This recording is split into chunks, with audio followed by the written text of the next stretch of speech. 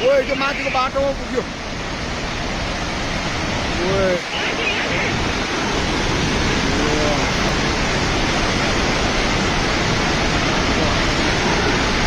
ओए पोलेर गयो।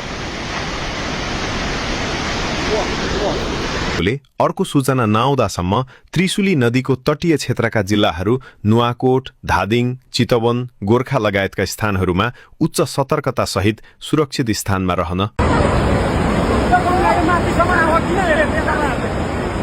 खोलामा अचानक आएको बाढीले चाहिँ सबै बजारहरू र पावर हाउसहरू सब बगाइसकेको अवस्था छ र यो घरमाथि चाहिँ हेर्दै दिन सक्नुहुन्छ। मान्छे उधारको लागि प्रतीक्षामा हुनुहुन्छ, उता पनि निस्किने ठाउँ छैन। एउटा घरको बिचमा खोलाको सबै वरिपरिबाट खोलाले बाढीले घेरेको छ र सक्नुहुन्छ भने सक्दो भन्दा सक्दो उधारको लागि आउनु हुन अनुरोध।